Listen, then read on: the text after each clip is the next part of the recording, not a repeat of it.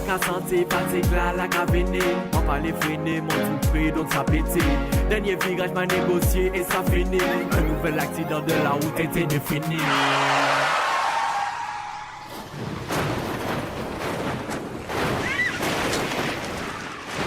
Téléspectateurs d'ATV, je vous dis bonsoir et merci d'être au rendez-vous pour votre émission Entier Pays à Actu. Ce soir, Actu chaude en Martinique. La circulation sur les voies réservées au BHNS pose un réel problème de sécurité. Des motos et autres véhicules, même des piétons, empruntent illégalement ces voies pourtant dédiées au transport en commun, créant, n'est-ce pas, des situations dangereuses, des accidents parfois mortels, comme celui d'ailleurs qui a récemment coûté la vie à une sexagénaire fauchée par un motard sur la voie du BHNS à la veille même de Noël. Depuis ce lundi, 12 janvier, les chauffeurs de BHNS sont en droit de retrait afin de revendiquer la sécurisation des voies concernées. Micro tendu, c'est Zop Kikapal.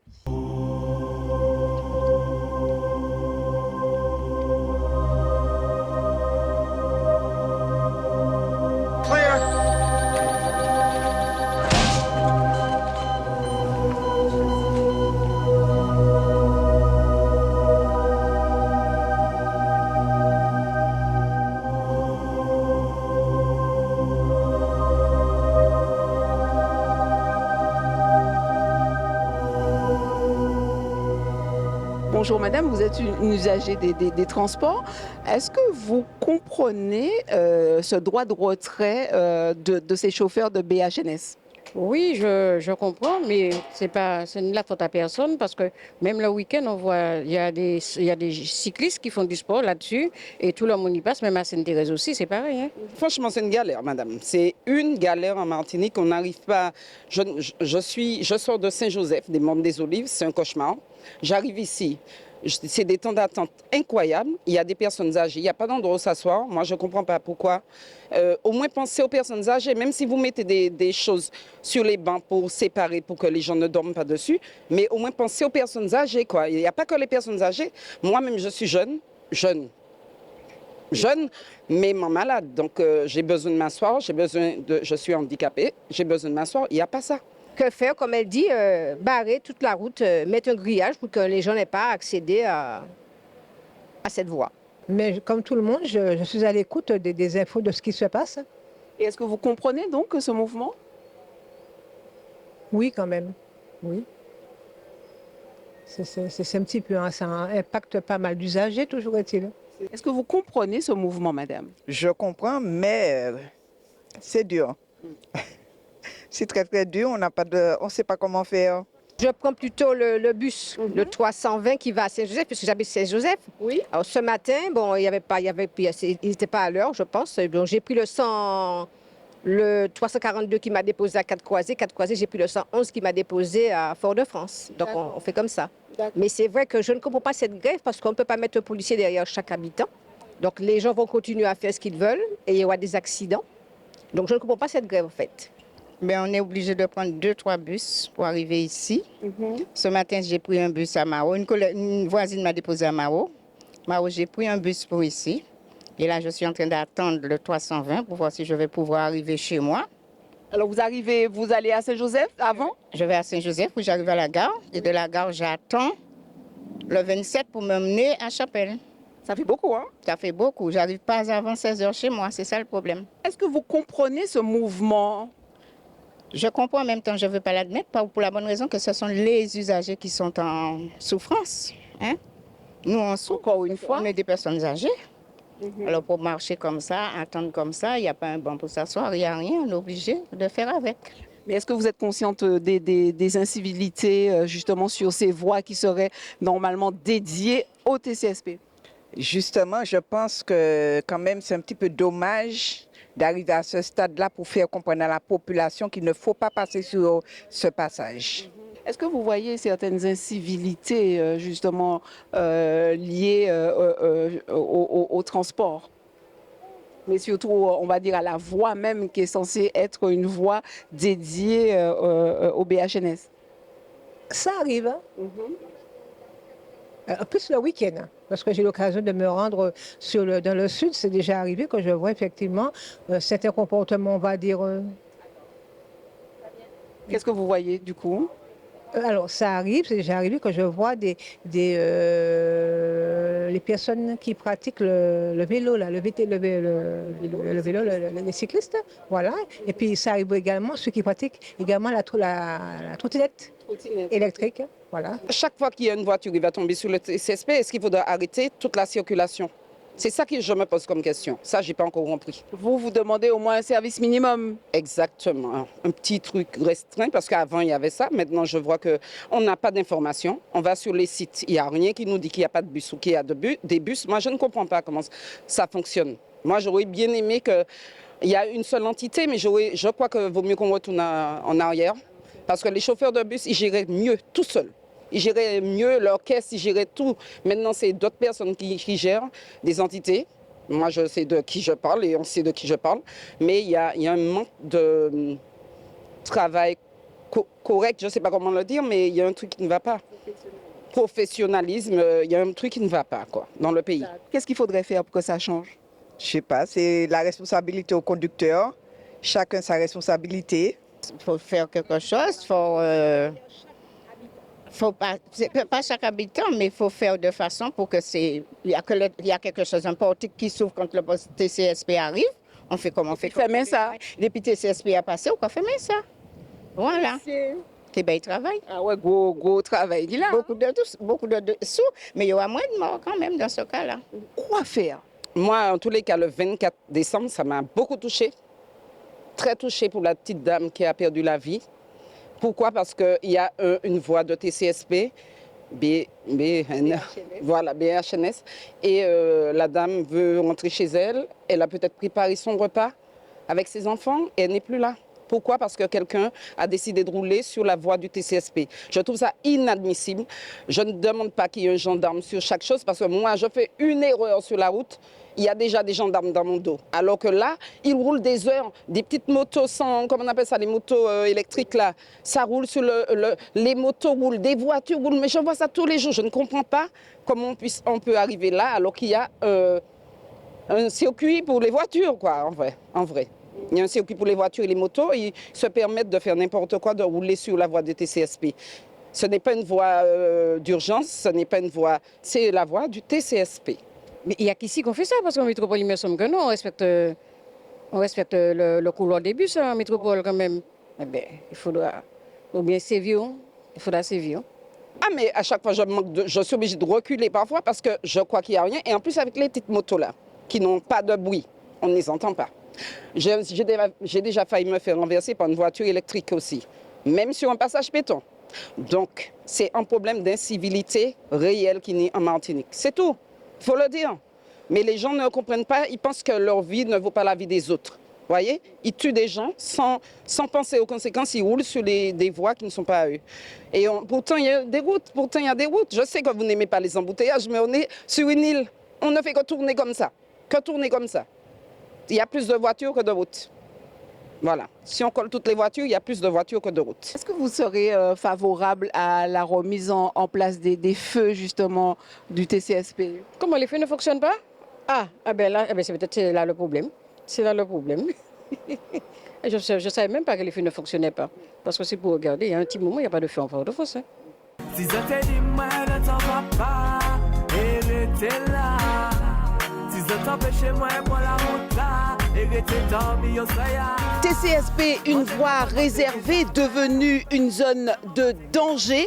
On en parle tout de suite avec notre invité, Monsieur Jean-Pierre Marcelin, délégué syndical CGTM Transport. Merci beaucoup de répondre à nos questions pour cette émission Entier PIA, monsieur. C'est moi qui vous remercie. Alors faisons un constat, un état des lieux tout simplement. Mais qu'est-ce qui se passe véritablement sur ces voies? Alors cette voie, depuis pas mal d'années, cette voie est effectivement empruntée par tout chacun.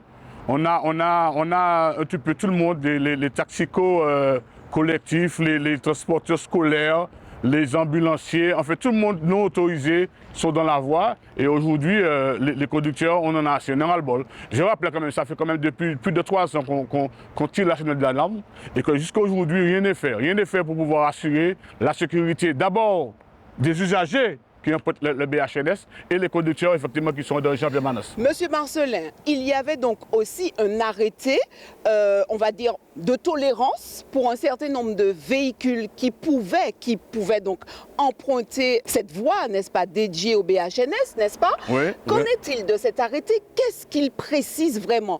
Qui aujourd'hui a vraiment on va dire, ce feu vert pour circuler dans cette voie. Parce que quand vous parlez des taxicos, vous parlez des taxis tout simplement, il y a aussi les 2 roues qui empruntent cette voie. Nous avons aussi des usagers comme vous, comme moi, qui empruntent cette voie, les ambulanciers. Je dis, qui moun qui peut passer à dans voie là. Alors aujourd'hui, l'arrêté est clair. Hein? L'arrêté aujourd'hui permet au BHNS de passer dans la voie, dédié au BHNS, les véhicules de la collectivité territoriale, les véhicules qui nettoient la voie, qui entretiennent la voie, et les véhicules de service de la régie. À titre expérimental, c'était les taxicos. Mais les taxicos ont une portion à emprunter la voie. C'était entre l'échangeur de Dillon et l'aéroport. Pas plus que ça. Donc aujourd'hui, on voit très bien que les taxicos, ils passent un peu partout, ils sont à Carré, ils sont à Mao, ils sont dans la voie un petit peu à n'importe quel moment, là où ils ne sont pas autorisés. Donc aujourd'hui, on ne peut pas circuler, surtout que quand les taxicos passent dans la voie à n'importe quel moment, on a des pieds de feu qui permettent aux bus à haut niveau de service de traverser les carrefours. Et quand les taxicos passent dans ces feux-là, quand le BHNS arrive dans le feu, eh bien, le feu revient rouge et il faut attendre un autre cycle encore pour reprendre encore le BHNS en compte pour qu'ils puissent traverser les intersections. Donc ça crée des retards pour les conducteurs. Toutes ces voies empruntées par les BHNS, on dira, ce sont des voies malheureusement aujourd'hui qui sont des zones de danger accidentogènes. Mais il y a un focus quand même sur cette voie qu'on appelle Maurice Bishop. Qu'en pensez-vous? Alors Maurice Bishop aujourd'hui, c'est très accidentogène comme vous l'avez dit. Aujourd'hui on s'aperçoit que les véhicules qui roulent dans la voie roulent à toute allure. Les BHNS qui sont à l'arrêt sont obligés des fois de baisser la vitre pour faire signe aux véhicules qui viennent de l'autre côté, de ralentir parce qu'il y a des usagers, il y a des enfants qui traversent la voie. Cette voie-là, comme c'est une voie réservée au BHNS, les usagers qui empruntent cette voie-là ne sont pas aussi attentifs quand ils traversent la voie normale. Ça veut dire qu'ils savent que c'est une voie de BHNS, ils traversent sans problème, ils savent qu'à l'approche du BHNS, le BHNS il va sonner, ils vont voir. Il est visible, mais tandis que quand ils vont traverser la voie normale, ils vont faire plus attention parce qu'il y a plus de circulation. Donc c'est vrai qu'aujourd'hui on a des accidents tragiques parce que quand les usagers traversent, ils savent très bien que c'est une voie logiquement qui est dédiée au BHNS, donc ils ne portent pas plus attention à ça. On a effectivement pointé du doigt les motos, d'autres véhicules, il y a aussi les piétons. Alors certains empruntent aussi cette voie BHNS pour faire du sport. On fait le vélo, on passe par là en vélo, on fait notre footing sur cette voie. Il y a vraiment une sorte de décivilité globale, générale. C'est le constat en tout cas que vous faites. Tout à fait, tout à fait. Surtout sur la portion carrière aujourd'hui, c'est un peu monsieur tout le monde. C'est des sportifs, c'est des familles entières qui pratiquent leur sport au niveau de l'aéroport. Et souvent les cyclistes en peloton font leur sport là, effectivement, et du coup, ça crée beaucoup de problèmes. Parce que quand on frôle, quand un BHNS est à l'approche des pelotons et puis il les frôle, donc c'est l'agression parce que les cyclistes viennent au terminus menacer les conducteurs. Vous êtes passé trop près de moi, vous avez failli me renverser. Moi, vidéo qui sont au café là.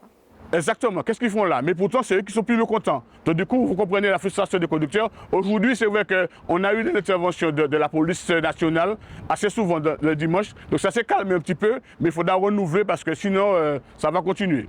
Qu'attendez-vous aujourd'hui, on va dire, des instances tout simplement? On parle de l'État, on parle de la collectivité et de tous ces maillons qui gravitent autour justement de cette organisation de transport.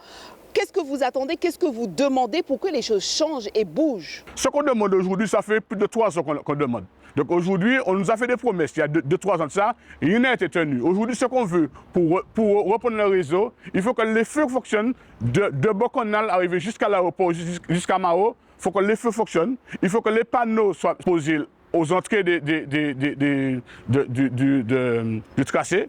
Alors, ces panneaux qui, justement, indiquent... Donne l'interdiction à tout véhicule d'emprunter la voie, hormis le BHNS. D'accord. Donc ces panneaux-là. Et puis ensuite, prévoir des actions de contrôle avec la police régulièrement pour qu'on puisse verbaliser les contrevenants à toute incivilité dans la voie. Ça, il faut que ça soit clair, précis, et il faut qu'on voit des actions concrètes tout de suite, là, immédiates sur le réseau. Sinon, nous, on ne pourra pas reprendre le travail dans des conditions comme ça. Je rappelle quand même que les conducteurs sont frustrés, les conducteurs vont au travail la boule au ventre. Donc aujourd'hui, il n'est pas question qu'on vienne travailler et qu'on est dans des conditions comme ça, c'est pas acceptable. Vous avez donc sollicité la préfecture, le préfet plus précisément. Qu'est-ce que vous attendez justement comme retour imminent? Alors le préfet, on a sollicité le préfet. D'ailleurs, on a un rendez-vous avec le préfet ce vendredi là, à 15h.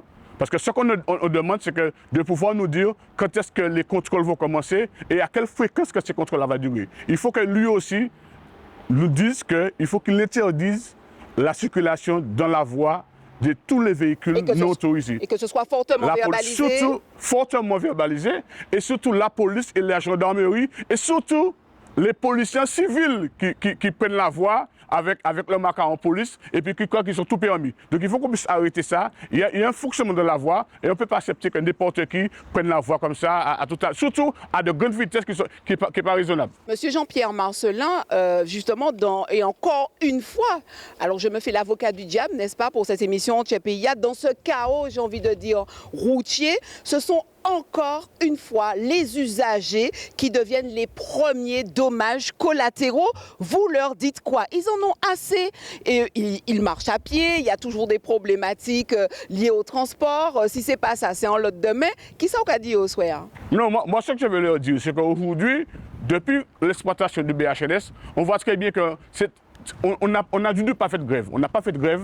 On a fait des débrayages très rarement. Aujourd'hui, si on est en droit de grève aujourd'hui, c'est pour la sécurité des usagers. Parce que je pense qu'aujourd'hui, on a eu l'occasion d'avoir plusieurs accidents, et notamment sur la portion Keolis. Et quand il y a des accidents comme ça, c'est des dizaines de passagers qui sont blessés. Donc cette action-là qu'on fait aujourd'hui, c'est pour la sécurité de nos conducteurs, mais aussi la sécurité des usagers. Donc on comprend très bien qu'on met les usagers en difficulté, ça on l'entend, mais il faut qu'on puisse comprendre qu'il faut qu'on garantisse leur sécurité et sur le réseau. Qu'en est-il justement de service minimum quand même? Alors, on aurait pu effectivement faire un service minimum, mais faire un service minimum quand on n'a pas de feu, quand la sécurité n'est pas optimale, on ne peut pas circuler comme ça. On ne peut pas circuler quand il n'y a pas de feu, on n'a pas la priorité, c'est mettre aussi les usagers en danger. Donc on peut circuler, mais est-ce que vous pensez qu'on va circuler et puis mettre les usagers en danger? Non, faire des accidents parce qu'on ne respecte pas les feux, qu'il n'y en a pas d'ailleurs, la priorité des BHNS n'est pas respectée, donc on ne peut pas mettre leur vie en danger. Donc il faut comprendre qu'eux aussi, c'est d'abord pour eux là, et qu'on fait ce droit là. Qui joue Zot Caripon, c'est ça, c'est mon nom qu'à attendre, mais la balle est dans le camp justement des services de l'État, de Martinique Transport de manière globale, ceux qui sont aux instances tout simplement. Alors la balle est aux mains des acteurs. Les acteurs qui sont là, c'est la CTM, c'est Martinique Transport, c'est la préfecture qui va donner des éléments concernant le type de contrôle qui va se faire sur le tracé, à quelle fréquence, et au niveau de la ville de Fort-de-France, puisque la ville de Fort-de-France est en partie pour les feux. Des feux normalement sont opérationnels sur la portion Sainte-Thérèse Fort-de-France. À partir de lundi, il y a des promesses qui ont été faites. Il y a des avancées. Au niveau de la CTM, les feux des mangues, les feux des différents ponts de Maman avec la pose des panneaux sont effectifs très prochainement. Donc on attend que tout ça sera établi pour qu'on puisse redémarrer le réseau dans de bonnes conditions. Ça me permet, avant de conclure, quand même de dire que Zafé Feutal a créé quand même certaines problématiques, puisque qui dit feu dit embouteillage quand même. Mais qui dit feu aussi, dit plus de rigueur, plus aussi de prise de conscience et de respect des règles, tout simplement. On est d'accord? On est d'accord, tout à fait. Donc on sait très bien que les feux... À l'entrée des zones, c'est compliqué. À l'entrée des zones, c'est très compliqué, parce que l'entrée des zones, quand les feux fonctionnent, c'est vrai que ça crée des bouchées. Pas possible. Énorme. Donc en 2022, on a eu l'occasion de voir le président de l'époque, David Zobda, et on lui a fait des propositions sur les feux des mangues.